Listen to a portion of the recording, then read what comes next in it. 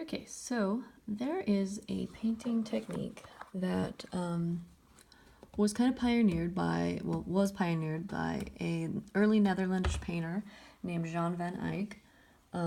He's considered one of the fathers of modern day realism, and his technique, which earned him that title, was called glazing. So glazing is a technique that you can use to just subtly change the shade or the tint of something you're working on, right? So this is a portrait, and kind of gory, right? I know, sorry. Anyway, so let me kind of just show you what it is, okay? So this is liquid on my palette right there, a little gob of liquid. And then I went ahead and just made a darkish, reddish skin tone. It's really thinned out so you can see the palette through it. That's kind of what you want. You don't want it to be really thick. But the idea behind glazing is that it is that thin, that its effects are so subtle that it's pretty hard to mess anything up in that regard, right? So, because it's so subtle, I mean. So say in this painting, right, say I wanted to darken the background, right? I'm going to take this glaze, which seems a little reddish, right? I want to put it over here. And do you see what that does? Right, it's pretty clear, right? I mean, it warms up the background a little bit, puts a reddish tinge on it, right? So now I could do that to the face too if I wanted, by taking more of that reddish tint that I made and putting it here. You see what it does? Just ever so slightly warms the skin tone. And I could go over the whole thing like this. The only thing about glazing is sometimes you gotta be careful about your brush strokes being a little too apparent. So you just gotta kind of work it over with a nice brush. A nice soft synthetic is nice. Okay, so that is basically what the effect that glazing can have on a piece of work, right? And as you can see, the skin tone looks warmer, which is what I was going for. Blah blah blah. I can talk. Cheesy, easy. All right, so I'm gonna go ahead and go a little heavier. I'm gonna go a little heavier on the red in my mix. I'm going to add a little bit of dark too. And you can see this, my palette is a huge mess. Do as I say, not as I do. Oh my gosh. So this is a darker mix. Still kind of warmish, I would say. It's not quite mixed up on my brush. What if I went over the background in this darker?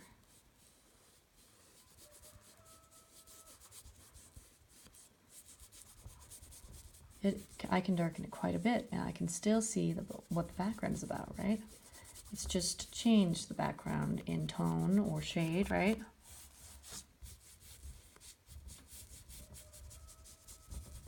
I didn't really intend to have a background like this. I'm just doing this to show you the heck it is glazing is. Okay, so down here, me as well. And then what if I wanted to add a lot more dark to it? And the purpose behind this would be to create atmospheric interest. By atmospheric interest, I mean that what if I wanted to bring in focus to one part of the painting, right? What if I wanted to dull this down so we don't have this corner that doesn't seem to do anything? I mean, when I look at it, I think this corner is kind of, I don't know, just kind of blah. So what if I wanted to darken it?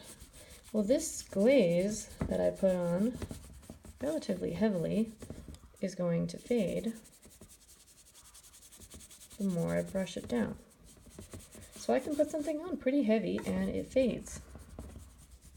You don't necessarily have to worry right away anyway about how heavy my glaze is going to be applied, because that can be adjusted the more you go along. So what if I grab more of this darkish color? What if I put some of it in some parts of the hair to push it back?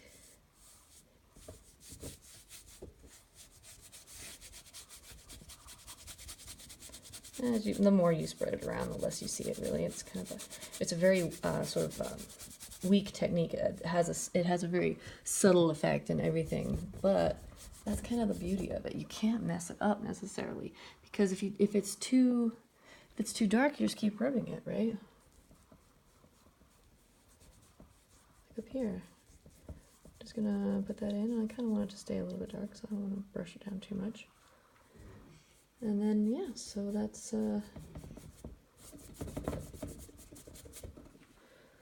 glazing. It's an extremely useful and versatile technique to have in your toolbox of oil painting, because you can just subtly change things that maybe should have been a different color or a different tone from the beginning without having to go back and overlay the whole thing or redo the whole thing, even worse. And you can make it just as smooth as you want or as dark as you want. And it lends itself perfectly well to a realistic concept. You can use it in more abstract concepts too for these types of effects, but I think it's most effective in, it's most useful in realism, portraiture especially, because of this skin tone effect that you can get. And if I just darken this side, the noggin. And I can go down here. As you can see, I can be pretty brave with this portrait if I want, because I know that it's really not going to change a great deal of it right away. It's just going to change things in a more subtle way.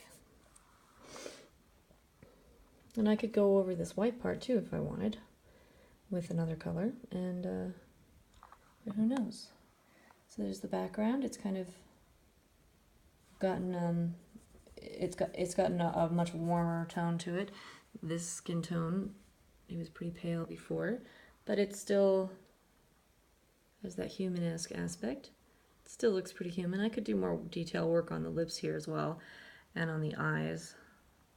Pretty happy with the eyes, I guess, but the necklace could use some highlighting. And another thing that glazing can be useful for, since I have this this color ready, I'm just going to show you real quick. I can actually insert shadows where maybe they weren't before, and I can begin a painting without the intention of ever even doing a shadow, because I know that towards the end I can actually just put that shadow in without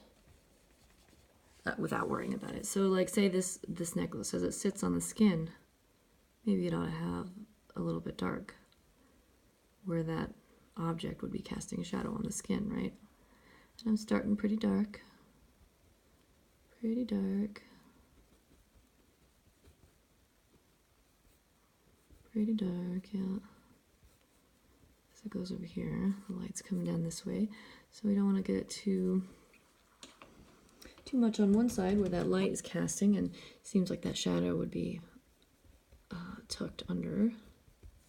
So over here I can lighten it, and I can lighten it as much as I want. I mean, I wouldn't recommend lightening it too much, because why the heck did you do it? And I can develop this little string bead necklace as much as I want using this technique. I can add contours in the muscles here if I wanted to. And I could do a lot with this technique. A lot can be done with this technique. So, definitely a good one to have.